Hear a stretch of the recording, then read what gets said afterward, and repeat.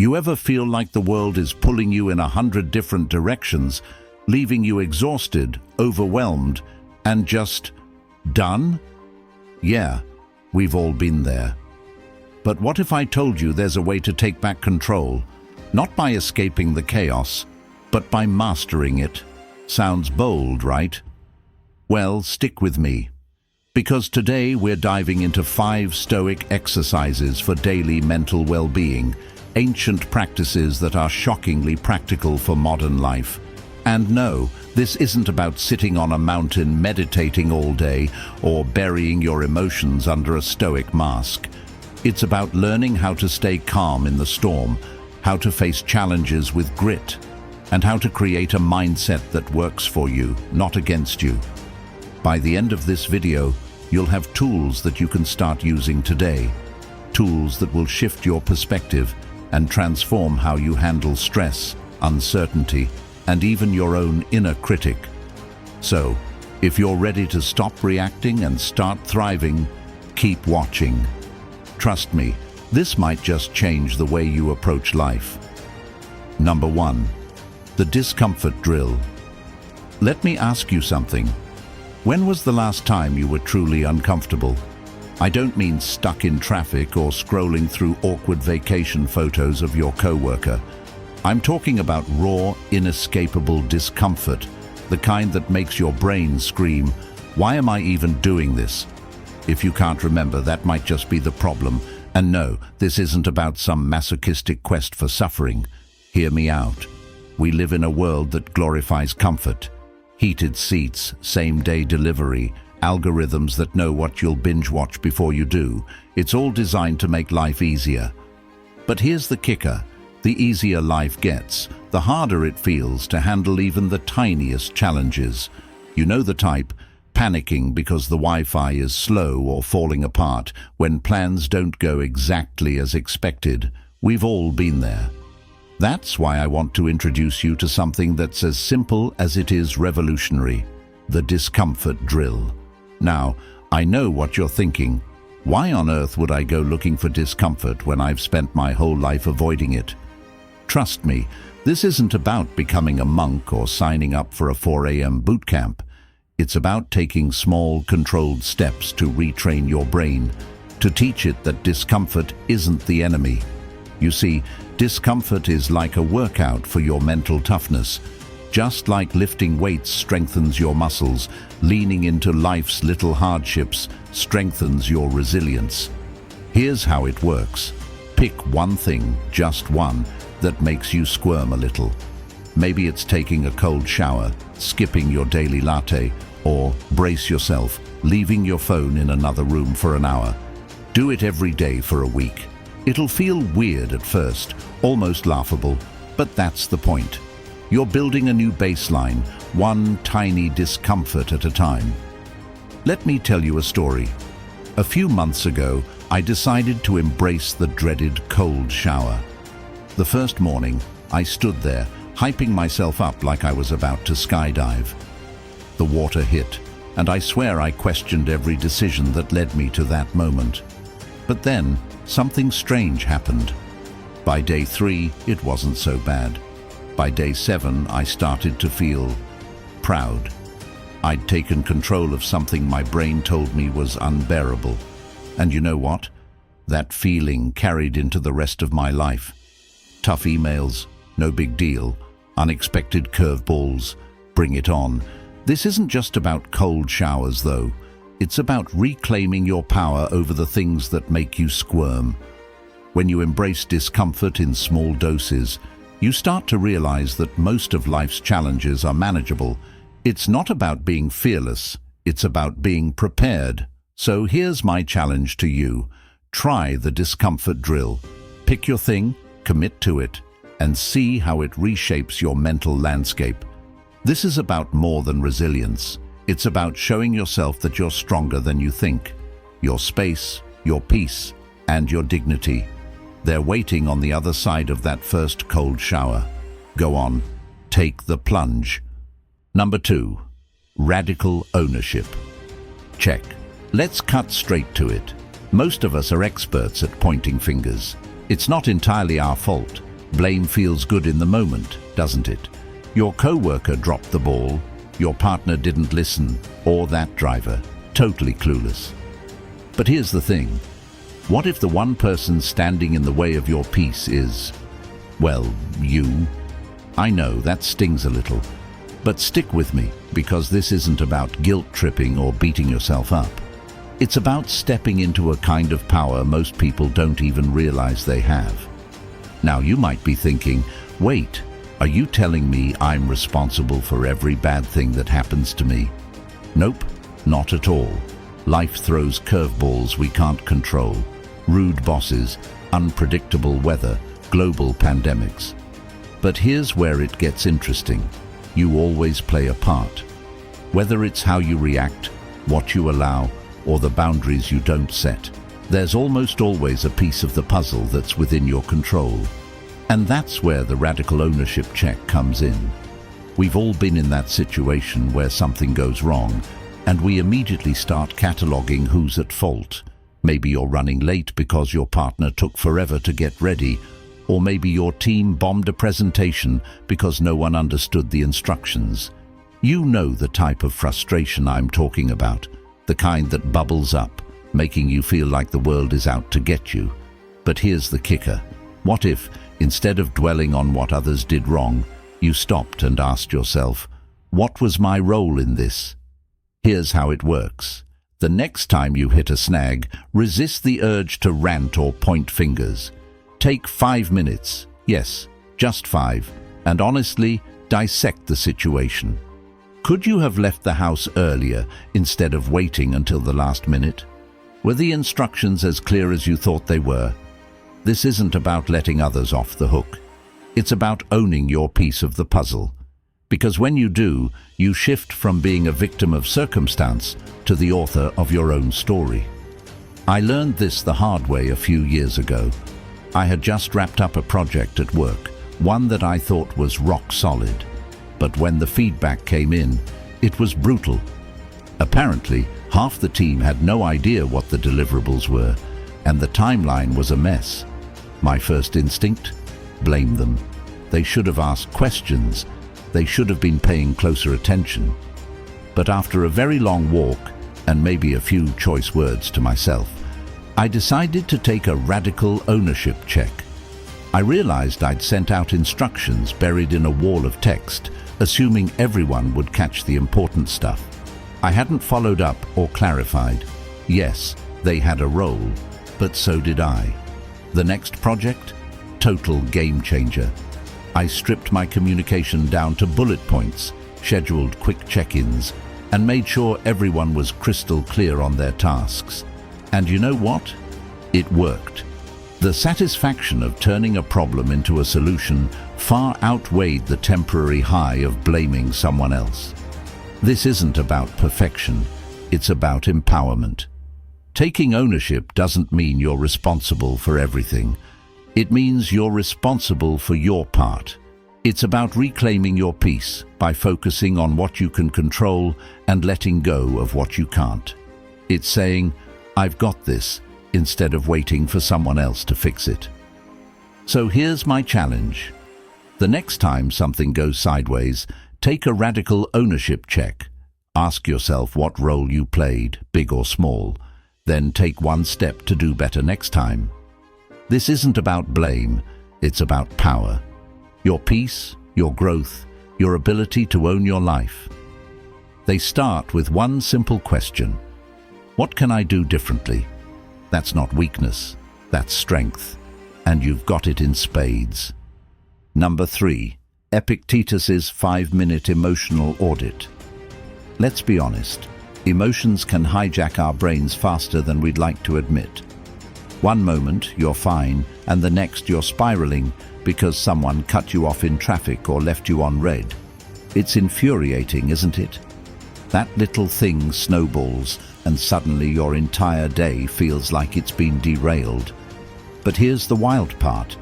What if I told you that 5 minutes, just 5, could completely change how you handle those moments? Sounds too good to be true. Stay with me. We've all been there. You're at work. and a coworker says something that rubs you the wrong way. You're sitting in traffic when someone merges without signaling. Or maybe it's your partner making an offhand comment that feels like a jab. The heat rises in your chest, your mind starts racing, and before you know it, you're either snapping or stewing. Sound familiar? Here's the kicker. Most of the time, those moments aren't as big as we make them out to be. But in the heat of the moment, it's almost impossible to think clearly. That's where the Epictetus-inspired 5-minute emotional audit comes in. The idea is deceptively simple, but incredibly powerful. When something triggers you, instead of reacting right away, take a 5-minute pause. Grab a pen and paper or open your notes app and ask yourself 3 key questions. 1. What exactly am I feeling right now? 2. Why does this matter to me? 3. Is this something I can control? These questions force you to step outside the emotional tornado and look at the situation with some clarity. It's like giving your brain a time out to sort itself out. And the beauty of it? Even if the answer to "can I control this" is no, you've already diffused the emotional charge by acknowledging it. I remember the first time I tried this. I was at a family dinner. Always a minefield, right? Someone made a comment about my career, something like, "Oh, must be nice to have all that free time." My blood boiled instantly. I wanted to snap back to defend myself, but I caught myself. I excused myself, stepped outside, and gave the 5-minute emotional audit a shot. Here's what happened. I wrote down that I was feeling defensive because I wanted my work to be respected. I realized their comment hit a nerve because I was already feeling insecure about how my job was perceived. But then came the kicker. Was this something I could control? I couldn't change their opinion in that moment. But what I could control was how I responded. Instead of lashing out, I walked back in and calmly changed the subject. The result? A peaceful dinner and a quiet sense of triumph. This little exercise isn't about suppressing your emotions or pretending things don't bother you. It's about reclaiming your power. Emotions are like waves. They come, they crash, and they recede. The 5-minute emotional audit helps you ride them instead of being dragged under. So the next time someone cuts you off, your boss sends a cryptic email, or your partner leaves the dishes in the sink again, don't let the emotion take the wheel. Take 5 minutes. Ask the questions. Reclaim your peace. This is about living on your terms, not at the mercy of every passing frustration. It's about showing yourself that you can handle life's curveballs with grace and clarity. 5 minutes, 3 questions. That's all it takes. Your peace, your strength, and your control are worth it. 4, the memento mori mirror. Here's a question that might make you squirm. What would you do differently if you knew today was your last? It's one of those uncomfortable, heavy thoughts we tend to shove aside because, well, life is busy, right? But let's flip it. What if leaning into that discomfort could actually make your life fuller, more meaningful, and, dare I say, happier? Intrigued? You should be, because the memento mori mirror is about facing the one thing we all avoid and using it to fuel the life you really want to live. We've all been there, caught up in the endless grind of to-dos and someday plans. You wake up, scroll through your phone, tackle the day, rinse and repeat. And sure, there are moments of joy, weekend brunches, that Netflix series you can't stop watching, but how often do you stop and think about the bigger picture?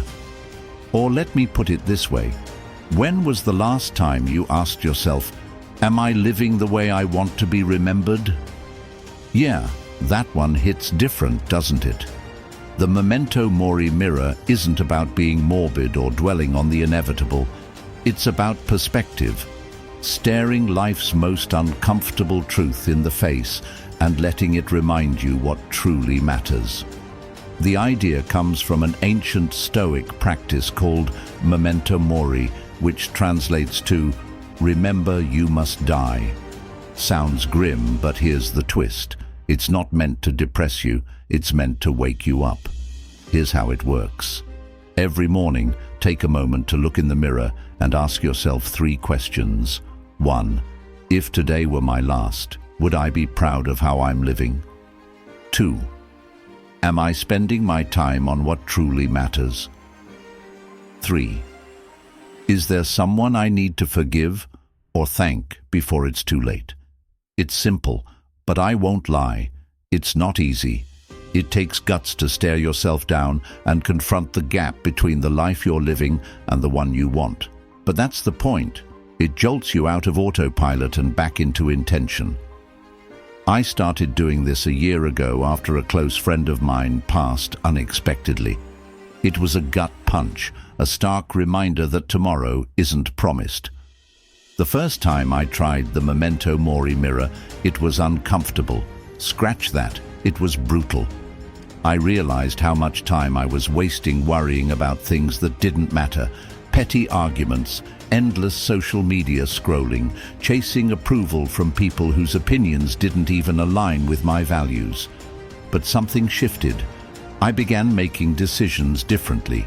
I stopped putting off the hard conversations. I made more time for my family, even if it was inconvenient. I started saying no to things that didn't align with the life I wanted to build. And you know what? The fear of facing that mirror started to fade, replaced by a sense of clarity and purpose. This practice isn't about perfection. It's about alignment. It's about making sure the small, everyday choices you make reflect the life you want to lead. It's about asking, is this worth my time, my energy, my limited days on this planet? And answering with action. So here's my challenge. Tomorrow morning, when you look in the mirror, ask yourself those 3 questions. Don't rush it. Let the answers simmer. And then, here's the important part, do one thing to close the gap between your reality and your ideal. Just one. Because the truth is, you don't need a perfect life to feel fulfilled. You just need a life lived on purpose. This isn't about fear, it's about freedom. Freedom to let go of the trivial, to embrace the meaningful, to live in a way that leaves no room for regret. The Memento Mori mirror is your daily reminder that life is fleeting, precious, and entirely yours to shape. So make it count. Number 5. Fortune's foresight game. Here's a thought. What if you could predict your own future, not with crystal balls or tarot cards, but with razor-sharp clarity and logic? Sounds far-fetched, right? But stay with me. Imagine having the ability to foresee the ripple effects of your decisions and actions before they unfold. Not to control the future, but to navigate it with confidence. That's the idea behind Fortune's foresight game. A mental exercise that shifts your perspective and puts you firmly in the driver's seat of your own life. We've all had those moments. You know, when you're lying awake at night, replaying a choice you made earlier and thinking, what was I even doing?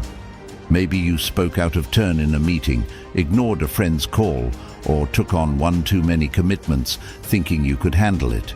And the aftermath? Regret, stress, a wish to rewind the tape. Sound familiar? That's where this game comes in. Not to fix the past, but to prevent those moments before they even happen. Here's how it works. It's deceptively simple, but incredibly powerful. Whenever you're faced with a decision, pause for just a moment and ask yourself 2 questions. What's the best case scenario? And what's the worst case scenario? The trick is to be brutally honest. Don't sugarcoat it. Imagine the real consequences. Good, bad, and everything in between. But wait, here's the twist. Once you've mapped out the best and worst outcomes, add a 3rd layer. What's the most likely outcome if I take this path? This step forces you to confront reality, not just hopes or fears. It's like stepping outside your own head and playing the role of fortune teller, but with logic and reason as your crystal ball. Let me share a moment when this game saved me from a self-induced disaster. Picture this. A Friday night. I'm exhausted from a long week, and a friend texts, "Come out. It'll be fun." My knee-jerk reaction? Say yes. After all, I didn't want to be the flaky friend. But before I replied, I played Fortune's foresight game. Best case? I'd have a great time and deepen my bond with my friend. Worst case? I'd push myself too hard, end up cranky, and spend the weekend recovering. Most likely outcome? I'd enjoy the first hour but regret the entire next day. So I made the tough but right call. I stayed in, rested, and texted my friend to plan something for another day. And you know what? It didn't just save my weekend, it saved my mental energy. That's the magic of this game. It gives you clarity in the chaos and empowers you to make choices that align with what you truly value. It's not about overthinking or paralyzing yourself with analysis. It's about practicing intentionality, one small decision at a time. Here's the best part. Over time, this practice rewires your brain. You start spotting patterns. You become more attuned. Thank you so much for watching. I genuinely hope these 5 Stoic exercises gave you a fresh perspective and some actionable tools to bring a little more calm, clarity, and strength into your daily life. If you found value in this video, please hit that like button. It really helps get this message out to more people. And if you want to explore more ideas like this, don't forget to subscribe and join our community. Know someone who could use a little extra mental resilience right now? Share this video with them. It might just be the thing they need to hear today. And I'd love to hear from you in the comments. Which of these exercises resonated with you the most? Or do you have your own go-to methods for finding balance and peace? Let's keep this conversation going. We're all in this together. Remember, Stoicism isn't about perfection. It's about progress. It's about showing up every day with intention, even when life throws its curveballs. So, until next time, stay strong, stay reflective, and keep building that unshakable foundation of well-being. You've got this.